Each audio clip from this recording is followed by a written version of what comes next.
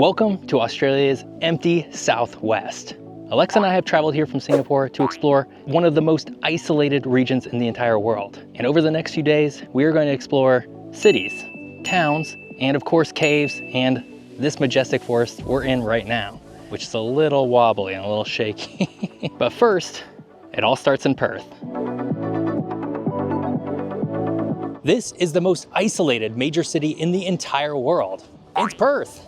And you might not be able to tell, but the weather here is really nice because it has a largely Mediterranean climate, which means there should probably be more people who live here. So where are they?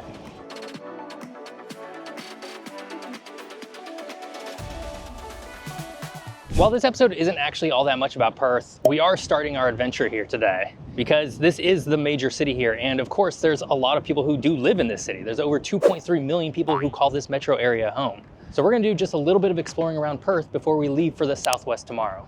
And the first stop is Kings Park.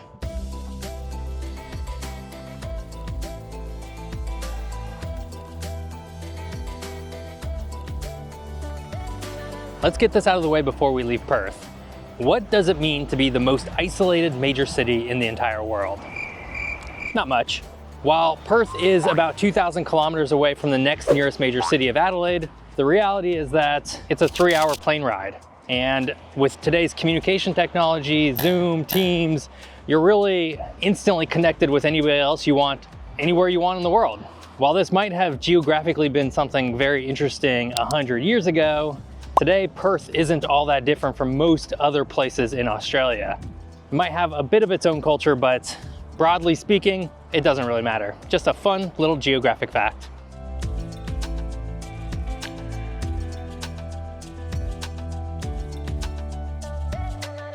This is pretty neat. On our way to Kings Park here in Perth, we came upon a really large sundial, which are always really interesting because depending on where you are geographically in the world depends on how much time you can actually tell with a sundial, because obviously the sun's coming at it from a different angle. If you're at the equator, it's a lot more accurate. Perth, not very near the equator at all. So I don't imagine this is super duper accurate, but it does have some fun things on it, such as a world map on the, well, it looks like a giant sail, as well as some rough time indicators. Unfortunately, it is not sunny enough to actually use today. Oh boy, that is a lot of stairs, and we love stairs.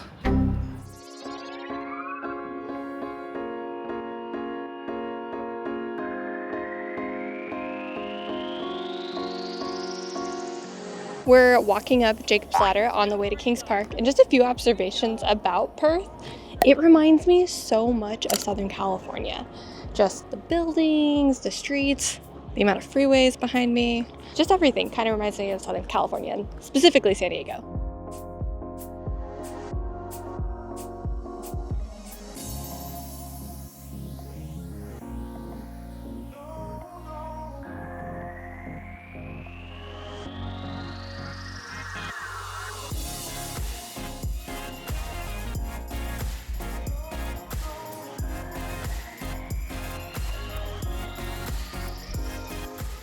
We're wrapping up our time here in Perth, here at Kings Park, with one last stop. We're seeing the Gija Jamulu, or Boab tree. It is that beautiful tree behind me, and it has a really interesting story. First, it's 750 years old. That's really old for a tree. And two, it could easily live another 1,200 years. Second, this tree was not born planted here. It actually started its life 3,700 kilometers up. It is famous for being the biggest tree to make such a long land journey in the world. They had to do a lot to get this tree here. They had to cut down street trees, they had to close traffic, they even had to take some traffic signs down to make room for this beautiful big tree to make it here at Kings Park. That is one big old tree.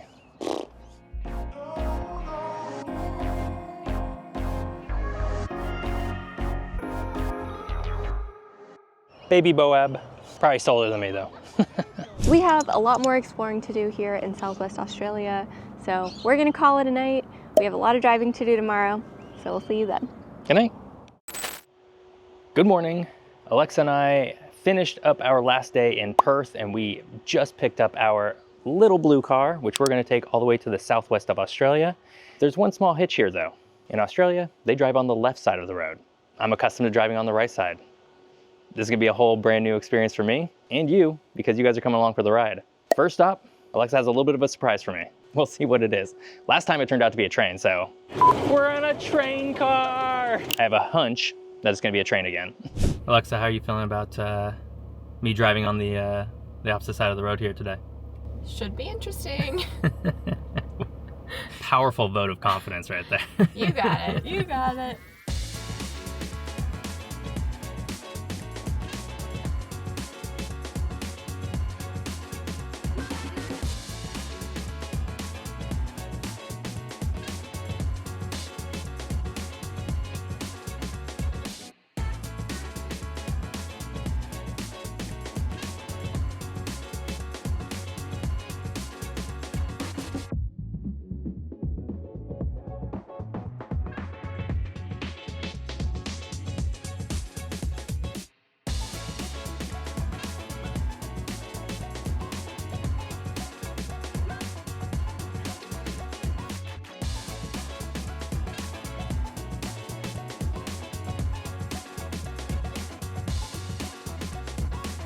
After a mostly uneventful trip down the southwest Australian coast, I'm actually pretty good at driving on the left side of the road, as it turns out. We have made it here to Busselton, Australia, where we are running a little bit late because I guess everybody had the same idea on this beautiful day to go to this, I'm gonna guess it's a dock of some sort. I'm still not 100% sure what it is. So we're gonna make our way over there, running late, hustling. We'll see if we make it in time. Totally called it. I have a hunch that it's going to be a train again. We made it with just a few minutes to spare, but when we were doing research on what we wanted to do when we were exploring the southwest of Australia, I found a train that goes on a jetty here in GeoLex Bay. GeoLex Bay, train. Can you name anything else more Geoff here in Australia? I don't think so. So got our tickets and we're gonna board in just a sec. Welcome to GeoLex Bay, which has been something that I've always wanted to go to ever since I knew that there was a bay called GeoLex Bay. Obviously, I'm geography by Geoff. The names just match up. Unfortunately, I recently learned that the naming of GeoLex Bay has nothing to do with geography. It was named after a ship that a French captain had who maybe sailed or explored around this area. Still, very fun name, very interesting bay, very shallow bay. All in all, bucket list item, checked off.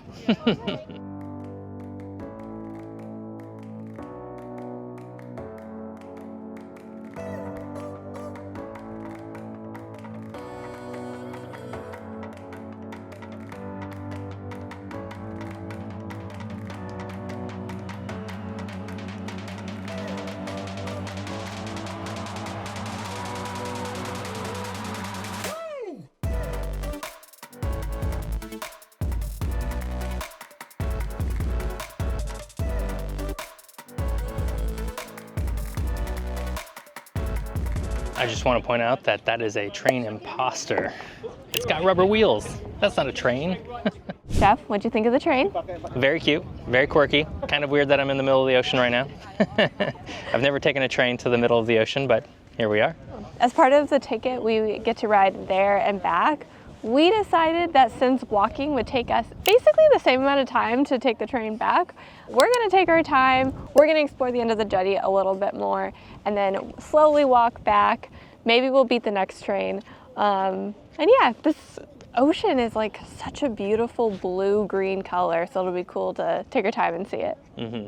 All right, now it's time to start our very long jetty walk. It is a full 1.8 kilometers back to land. And that does mean that this is, according to the jetty itself, the longest jetty in the Southern Hemisphere. But I also contend that that doesn't mean all that much because there's not that many people living in the Southern Hemisphere.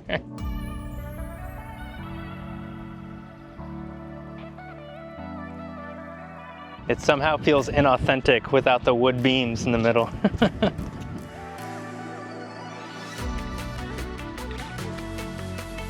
Back in Taiwan, Alexa and I were gushing about how blue the water was.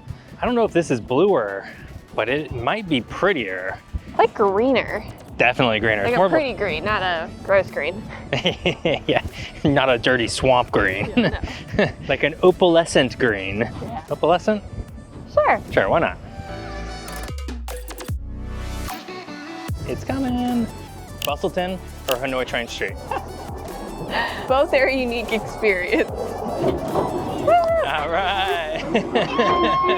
Well, super fun train ride down Geograph Bay, but we are still heading to the southwest of Australia, and our next stop is Cape Natural East.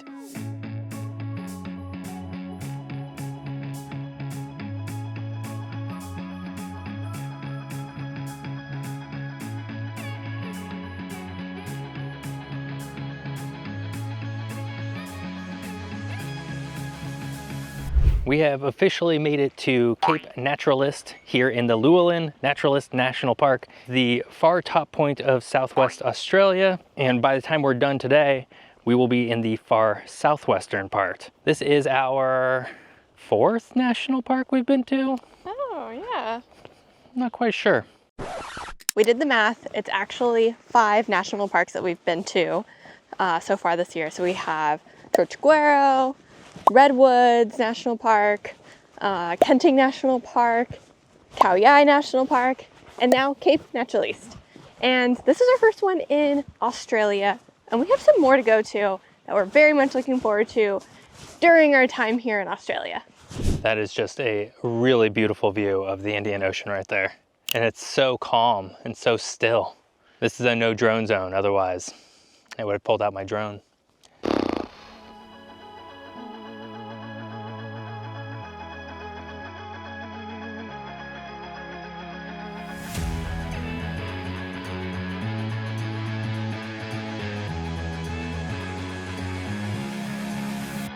I've never been anywhere with as aggressive of flies. Ah, get off. Ah. After a short hike, we made it to Whale Lookout Point. Unfortunately, it is not whale watching season. Here, whale watching season is between September and November, but this is still an amazing view. Trying to think about what it reminds me of, it's kind of a mix between parts of the California coast and the Oregon coast. It's dry, and the plants remind me more of California, but the cliffs, the dramatic cliffs into the water, that is very classic Oregon coast vibes. So pretty. We already kind of said this back in Perth, but this is a very Mediterranean climate, which does lead to the question, because Mediterranean climates are so globally popular, why aren't there more people living down here in Southwest Australia? Unfortunately, we won't be answering that question today, but we'll try and answer it tomorrow, because we still have quite a bit of a drive to get to our hotel for the evening.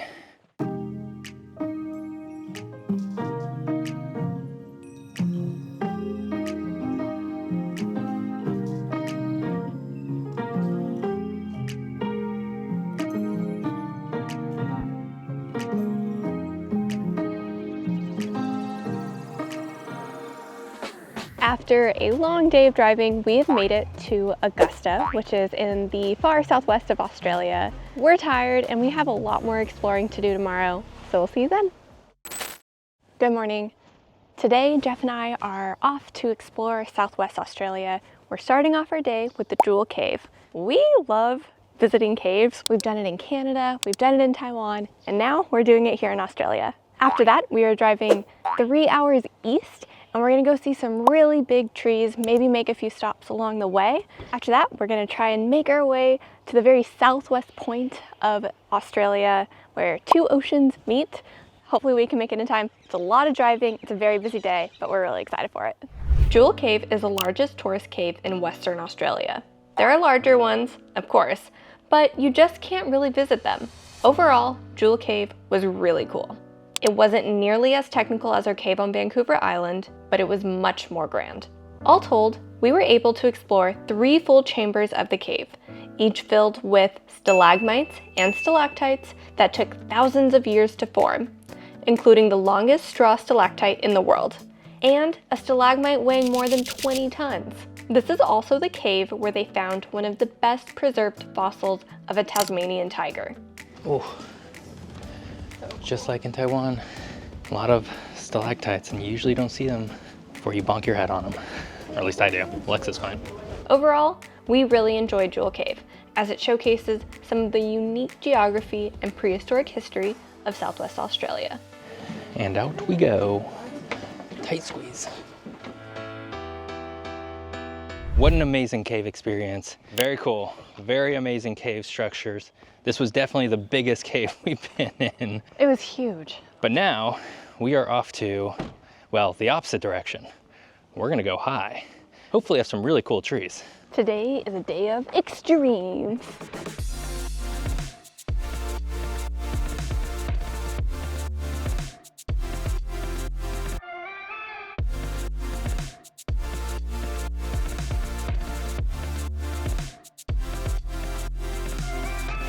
So this is now the third country on this travel trip that we've been on that I've been driving through. First there was Costa Rica, Taiwan, now Australia, and each country has been a little challenging in its own right. Costa Rica is all the road construction and the quality of the roads. In Taiwan, it was the language. Here, of course, it's driving on the opposite side of the road. They drive on the left side of the road here in Australia. And I gotta say, it's been a whole lot easier than I would have expected. I was really nervous going into this because it sort of flips everything around on you, but you take to it much faster than I certainly thought I would.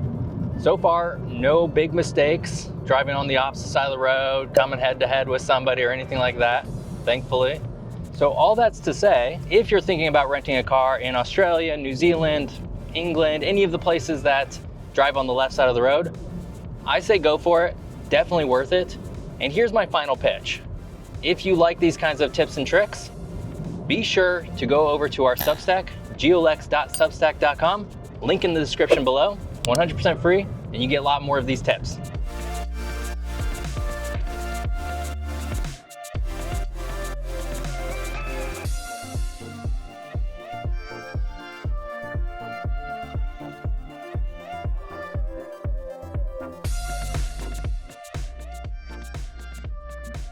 At long last, Alexa and I have made it to our destination here in Southwest Australia, the Valley of the Giants. A forest here with some particularly tall trees. Now, I don't know how much you guys know about Australia, but one thing they are not known for is really big trees. At least nothing like the Great Forests of Canada or the Pacific Northwest where we're from. So this is still gonna be really cool for us to see because it is one of the few places where these kinds of trees do exist.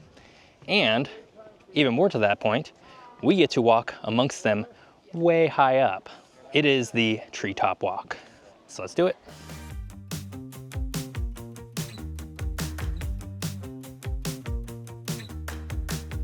And up we go. Once again, I find myself in a position where I can just look straight down to the ground. I'm doing okay right now, actually, but maybe it's because I'm not that high up. A few moments later. You guys can't feel it, but the slight wobbling of these bridges is disconcerting. What's really cool about this treetop walk is you can literally like touch branches that you would never ever touch because there's, what, a lot of meters up. Too many meters up, I say.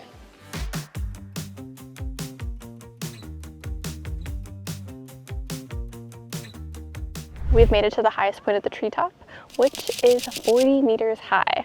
The trees around us are called red tingle trees, and they can get up to about 70 meters high. Just a few weeks ago, we were in Kauai, and I'm just thinking, how cool would it have been to have something like this be 40 meters high and be able to like be eye level with the gibbons? That would have been cool. While we're up here on the treetop walk in Southwest Australia, figured now would be a good time to talk a little bit about why don't more people live here? Perth, which is a major city of about 2.3 million people, is the most isolated major city in the world. The nearest major city is Adelaide at over 2,000 kilometers away. And so because of that, it's just harder to get people out here.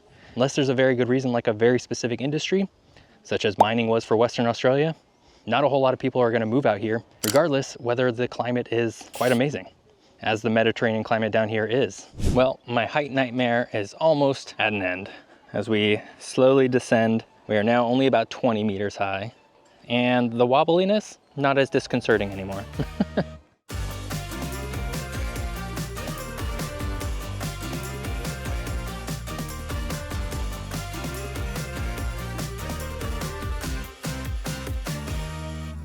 Behind me is the Grandma Tingle, and it is believed to be about 400 years old. It's almost 40 meters high, and if you look closely, you can kind of see a grandma face, the 2 eyes, a nose, and a mouth. Being amongst these giant tingle trees really reminds me of when Alexa and I went down to California and we were amongst the redwoods. You see all these very tall, ancient trees. But these ones are almost more fascinating to me because I never knew they existed before today. And they just look so much more unique. It's almost like a giant savanna tree of some sort. The red tingle trees are pretty unique, not just to me and Geoff because we're new to Australia, but also to the southwest region.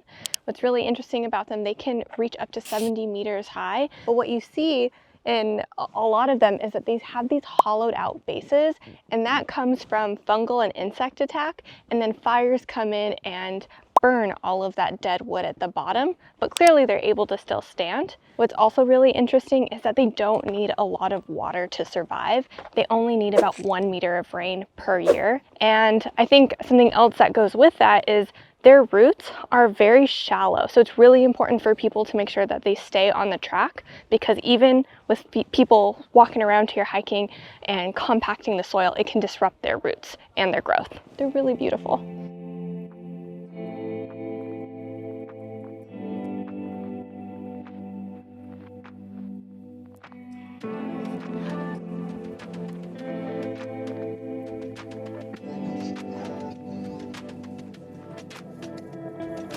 Found His Majesty King Tingle.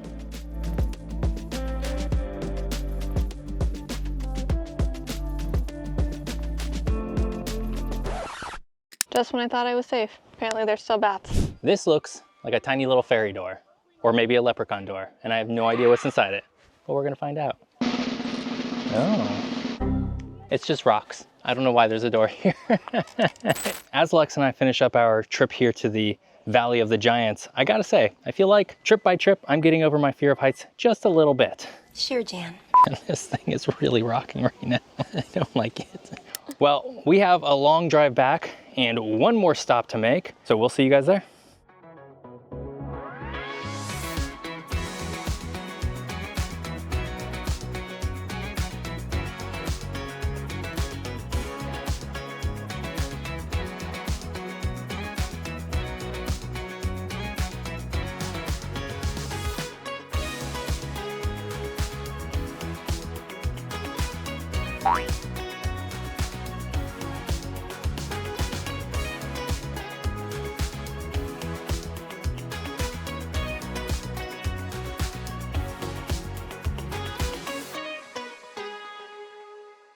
Well guys, we made it all the way to the very far southwestern tip of Australia.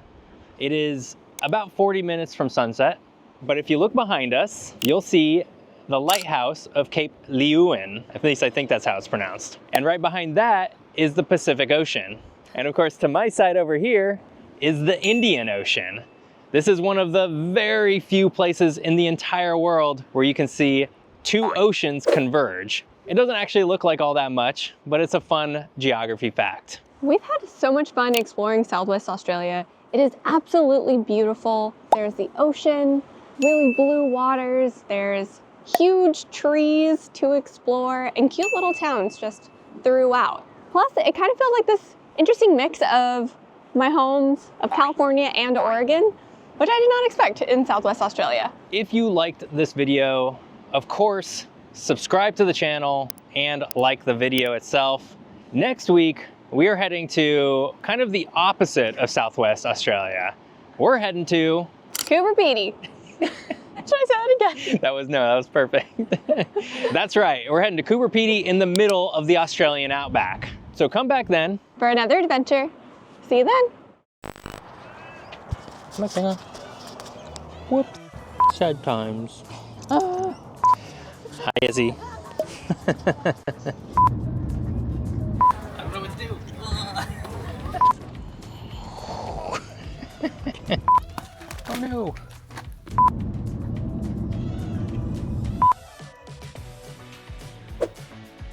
It's giving David. But if you look behind me, but now you gotta like, I'll say, but if you look behind us, but if you look behind us, and right behind that is the Pacific Ocean.